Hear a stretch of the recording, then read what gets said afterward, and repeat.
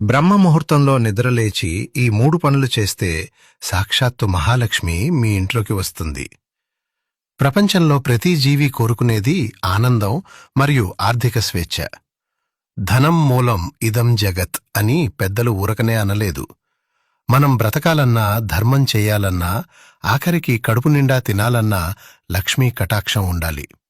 అయితే గమనించండి, కొందరి ఇళ్లలో ఎంత సంపాదించినా డబ్బు నిలవదు. చేతికి వచ్చినట్టే వచ్చి నేలలా ఖర్చయిపోతుంది. అప్పులు పెరుగుతాయి, ఇంట్లో నెమ్మది ఉండదు. దీనికి కారణం వారి జాతకం బాగోలేకపోవడం మాత్రమే కాదు, వారి దినచర్య బాగోలేకపోవడం. మన ఋషులు, యోగులు శతాబ్దాల క్రితమే ఒక రహస్యాన్ని కనిపెట్టారు. మనిషి తలరాతను మార్చే శక్తి కాలానికి ఉంది. అందులోనూ సూర్యోదయానికి ముందు ఉండే సమయం అంటే బ్రాహ్మీ ముహూర్తం అత్యంత శక్తివంతమైనదిది. బ్రహ్మముహూర్తం అంటే సృష్టికర్త సమయం. ఆ సమయంలో విశ్వం నిండా ఒక అద్భుతమైన దైవిక శక్తి ప్రవహిస్తుంటుంది. ఆ సమయంలో నిద్రలేచి మన పెద్దలు సూచించిన నిర్దిష్టమైన పనులను ఎవరైతే ఆచరిస్తారో వారు ఆ విశ్వశక్తిని తమ సొంతం చేసుకుంటారు. వారి ఇల్లు లక్ష్మీ నిలయంగా మారుతుంది. ఆ 3 పనులు ఏమిటి? వాటిని ఎందుకు చెయ్యాలి? ఒకవేళ చేయకపోతే ఏం జరుగుతుంది అనే విషయాలను కళ్లకు కట్టినట్టు ఉండే ఉదాహరణతో సహా వివరంగా ఇప్పుడు మనం ఈ వీడియోలో తెలుసుకుందాం. బ్రహ్మముహూర్తంలో నిద్రలేచి చేయవలసిన మొట్టమొదటి పని కరదర్శనం మరియు భూమాత ప్రార్థన. నిద్రలేచిన వెంటనే మనిషి చేసే మొదటి ఆలోచన, చూసే మొదటి దృశ్యం ఆ రోజంతా అతని మెదడుపై ప్రభావం చూపుతుంది. దురదృష్టవశాత్తు ఈ కలియుగంలో చాలామంది కళ్ళు తెరవగానే చేసే పని మొబైల్ చూడటం, వాట్సాప్ మెసేజీలు, లోకంలో జరిగిన ప్రమాదాల వార్తలు చూస్తూ రోజును ప్రారంభిస్తారు. ఇది మనసులో అలజడిని సృష్టిస్తుంది, నెగటివ్ ఎనర్జీని నింపుతుంది. కానీ శాస్త్రం ఏం చెబుతోందంటే, నిద్రలేచిన వెంటనే మంచం దిగకముందే వెన్నెముక నిటారుగా ఉంచి కూర్చుని మీ 2 అరచేతులను ఒక పుస్తకంలా విప్పి చూడాలి. దీనినే కరదర్శనం అంటారు. ఎందుకు చేతులను చూడాలి? ఎందుకంటే మనిషి అదృష్టం అతని చేతుల్లోనే ఉంటుంది కాబట్టి. మన అరచేతి అగ్రభాగంలో సంపదను ఇచ్చే లక్ష్మీదేవి, మధ్యలో జ్ఞానాన్ని ఇచ్చే సరస్వతి, మూలంలో శక్తిని ఇచ్చే గౌరీదేవి ఉంటారు.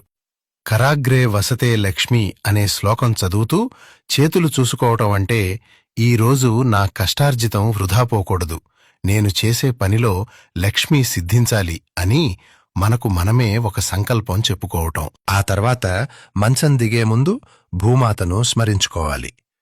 మనం తల్లి గర్భం నుండి బయటికి వచ్చిన దగ్గర నుండి చనిపోయి మళ్లీ మట్టిలో కలిసే వరకు మనల్ని భరించేది ఈ భూదేవి మాత్రమే.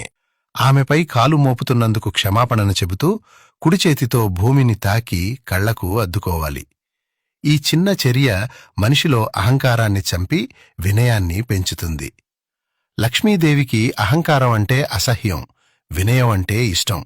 అందుకే వినయం ఉన్నచోట ఐశ్వర్యం ఉంటుంది. ఇక 2వ మరియు అత్యంత కీలకమైన పని సింహద్వార శుద్ధి. ఇంటి ముఖద్వారం అనేది కేవలం మనుషులు రావడానికి మాత్రమే కాదు, సానుకూల శక్తి మరియు దేవతలు రావడానికి కూడా ఒక మార్గం. వాస్తుశాస్త్రం ప్రకారం సింహద్వారాన్ని ఇంటికి ముఖంగా పరిగణిస్తారు. మనం ఉదయాన్నే ముఖం కడుక్కోకుండా ఎలా ఉండలేమో, ఇంటి ముఖద్వారం కూడా అలాగే శుభ్రంగా ఉండాలి. సూర్యుడు ఉదయించక ముందే, అంటే చీకటి విడిపోక ముందే ఇంటి ఇల్లాలు నిద్రలేచి ఇంటి ముందు భాగంలో నీళ్లు చల్లి శుభ్రం చేయాలి. పూర్వం ఆవు పేడతో కళ్ళాపి చల్లేవారు. ఆవు పేడలో లక్ష్మీదేవి నివాసం ఉంటుంది మరియు అది గొప్ప క్రిమి సంహారిణి. ఇప్పుడు సిమెంట్ లేదా టైల్స్ ఉన్నా సరే పసుపు కలిపిన నీటిని చిలకరించడం చాలా శ్రేయస్కరం. ఆ తర్వాత తడి ఆరిపోకముందే బియ్యం పిండితో చక్కని ముగ్గు వేయాలి. ముగ్గు అనేది లక్ష్మీదేవికి స్వాగత తోరణం లాంటిది. బియ్యం పిండితో ముగ్గు వేయటం వల్ల చిన్న చిన్న చీమలకు, పక్షులకు ఆహారం పెట్టిన పుణ్యం కూడా లభిస్తుంది. దీనినే భూతదయ అంటారు. ఈ పనిని సూర్యోదయం అయిన తర్వాత అస్సలు చెయ్యకూడదు. సూర్యుడు వచ్చే సమయానికి ఇంటి ముందు చెత్తాచెదారం ఉంటే సూర్యభగవానుడు ఆ ఇంటిని శపించి వెళ్తాడని, అక్కడ లక్ష్మీదేవికి బదులు అలక్ష్మి ప్రవేశిస్తుందని శాస్త్రాలు ఘోషిస్తున్నాయి. అసలు ఎవరి అలక్ష్మి? ఆమె ఎందుకు వస్తుంది? ఈ విషయాల వెనుక మన పద్మపురాణంలో ఒక ఆసక్తికరమైన కథ ఉంది. అది ఇప్పుడు తెలుసుకుందాం. క్షీరసాగర మథనం జరుగుతున్నప్పుడు అమృతం కంటే ముందే, లక్ష్మీదేవి కంటే ముందు సముద్రం నుండి ఆమె అక్క అలక్ష్మి పుట్టింది. ఆమె పుట్టగానే త్రిమూర్తులను చూసి, స్వామీ, ఈ ముల్లోకాలలో నేను ఎక్కడ నివసించాలి? నా నివాసస్థానం ఏది? నాకు ఒక భర్తను, నివాసాన్ని చూపించండి అని అడుగుతుంది. అప్పుడు ఆ త్రిమూర్తులు దుస్సహుడు అనే మునితో ఆమెకు వివాహం జరిపించారు. పెళ్లి అయిన తర్వాత ఆ ముని ఆమెను తన ఆశ్రమానికి తీసుకెళ్లాడు. కాని ఆమె ఆశ్రమంలో అడుగుపెట్టగానే అక్కడ హోమాలు ఆగిపోయాయి, వేదమంత్రాలు వినపడటం మానేశాయి. ఆమె ఆ పవిత్రమైన వాతావరణాన్ని తట్టుకోలేకపోయింది. అప్పుడు ఆ ముని ఆమెను, దేవి, నీకు ఎలాంటి ప్రదేశం ఇష్టమో చెప్పు, అక్కడికే నిన్ను తీసుకెళ్తాను అని అడిగాడు. అప్పుడు అలక్ష్మీదేవి తనకు నచ్చిన ప్రదేశాల గురించి ఇలా చెప్పింది. నాథ, ఎవరి ఇంటి ముందైతే సూర్యోదయ సమయానికి చెత్తాచెదారం ఉంటుందో, ఎవరైతే సూర్యుడు వచ్చిన తర్వాత కూడా నిద్రపోతుంటారో, ఎక్కడైతే దీపారాధన ఉండదో, ఎక్కడైతే పెద్దలను దూషిస్తారో, అవే నాకు అత్యంత ఇష్టమైన ప్రదేశాలు. అక్కడే నేను శాశ్వతంగా ఉంటాను అని చెప్పిందట. చూశారా, అలక్ష్మీదేవి మాటలను బట్టి మనకర్థమయ్యేదేంటంటే, మనం ఇంటిని ఎంత శుభ్రంగా పవిత్రంగా ఉంచుకుంటే ఆమె మన ఇంటి ఛాయలకు కూడా రాలేదు. సూర్యుడు ఉదయించే సమయానికి మన ఇంటి వాకిలి శుభ్రంగా లేకపోతే మనం ఆమెకు ఆహ్వానం పలికినట్టే. అందుకే మన పెద్దలు కోడి కూయగానే లేచి వాకిలి ఊడ్చి ముగ్గులు వేయమని చెప్పేవారు. ఇది కేవలం ఆచారం కాదు, దారిద్ర్యాన్ని తరిమికొట్టే ఆయుధం. అలాగే గడపకు పసుపు కుంకుమ పెట్టడం మర్చిపోకూడదు.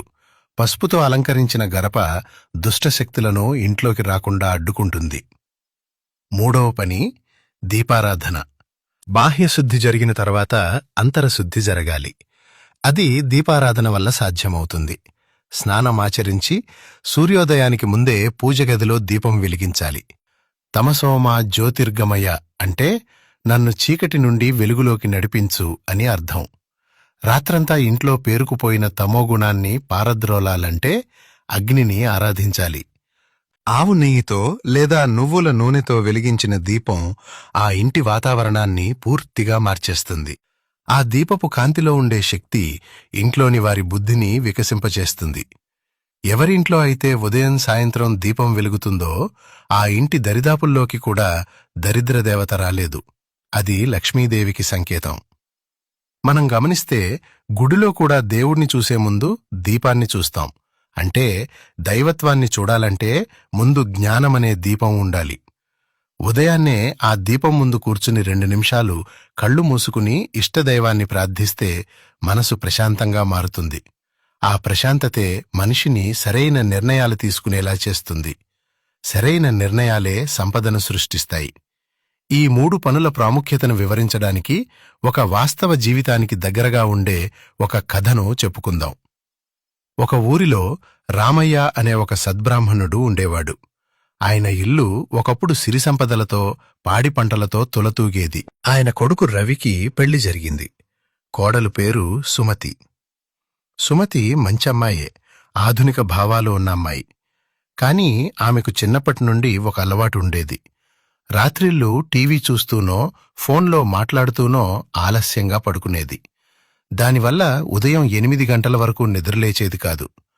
కోడలు వచ్చాక ఆ ఇంటి ముఖచిత్రం మెల్లగా మారిపోయింది. అత్తగారు వృద్ధురాలు కావడం వల్ల ఆమె చేయలేకపోయేది. దాంతో సూర్యుడు నడినెత్తికి వచ్చినా ఆ ఇంటి తలుపులు తెరుచుకునేవి కావు. వాకిలి ఊడ్చేవారు లేరు, ముగ్గులు లేవు. సాయంత్రం దీపం పెట్టడం కూడా మర్చిపోయేవారు. కొన్ని నెలలు గడిచాయి. అప్పటివరకు లాభాల్లో ఉన్న రవి వ్యాపారం హఠాత్తుగా దెబ్బతినడం మొదలైంది. చేతిలో చిల్లిగవ్వ నిలబడేది కాదు. అనవసరపు ఖర్చులు, హాస్పిటల్ ఖర్చులు పెరిగిపోయాయి. ఇంట్లో ఎప్పుడూ ఏదో ఒక గొడవ. మా ఇంటికి ఏమైంది, ఎవరి దృష్టి తగిలింది అని వాళ్లు ఏడ్చేవారు. ఆ సమయంలో ఆ ఊరికి ఒక గొప్ప పండితుడు వచ్చాడు. ఆయన మహిమగలవాడు. రామయ్య గారు ఆయనను తమ ఇంటికి భోజనానికి ఆహ్వానించారు. ఉదయం 7:30 సమయం అది. పండితుడు రామయ్య గారి ఇంటికి వచ్చాడు. కాని ఇంటి గుమ్మం దగ్గరే ఆగిపోయాడు. అప్పటికి ఇంకా ఇంటి తలుపులు మూసే ఉన్నాయి. వాకిలి నిండా చెత్త, ఎండు ఆకులు పేరుకుపోయి ఉన్నాయి. రామయ్య గారు లోపల నుండి వచ్చి, స్వామీ, లోపలికి రండి, మా ఆతిథ్యం స్వీకరించండి అని బతిమిలాడారు.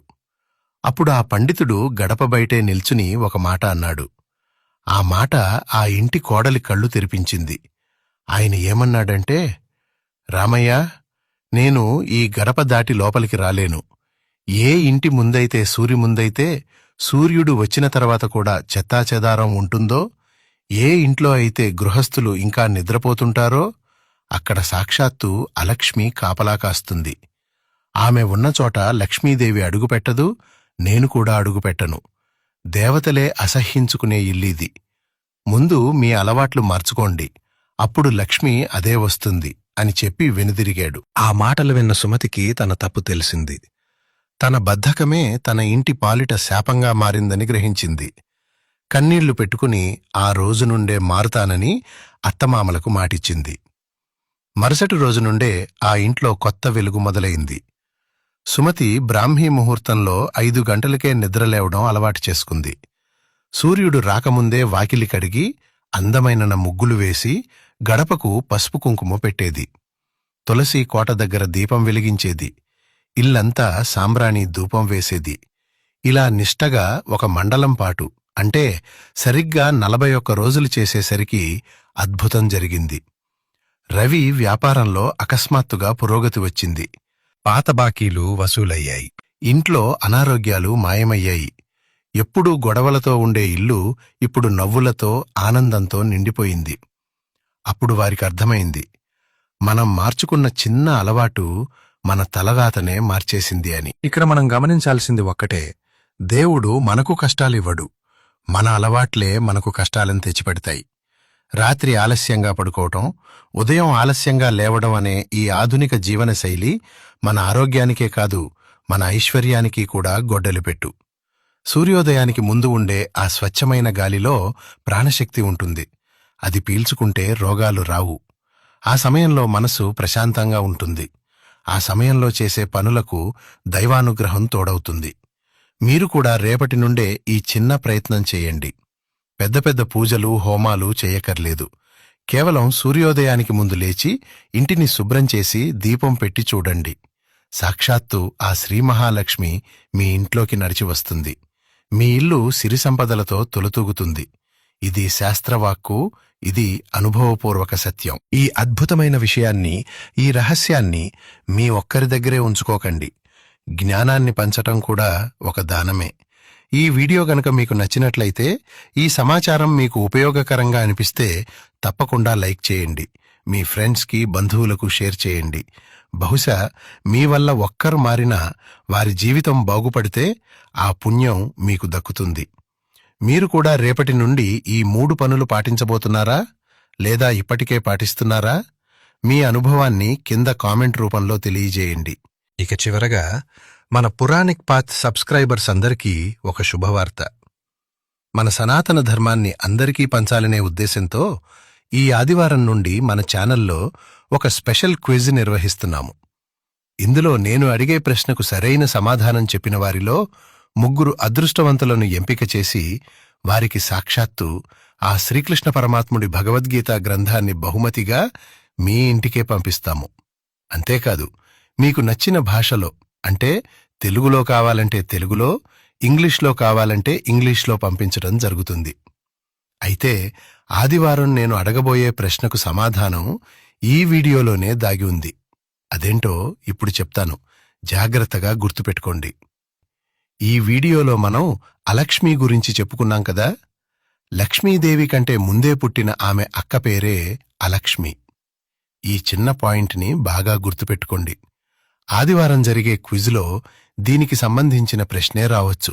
కాబట్టి అందరూ సిద్ధంగా ఉండండి. ఇలాంటి మరిన్ని ఆసక్తికరమైన ఆధ్యాత్మిక విషయాల కోసం, మన సనాతన ధర్మం గొప్పతనాన్ని తెలుసుకోవటం కోసం మా ఛానల్ని ఇప్పుడే సబ్స్క్రైబ్ చేసుకోండి. పక్కనే ఉన్న గంట సింబల్ని నొక్కటం మర్చిపోకండి.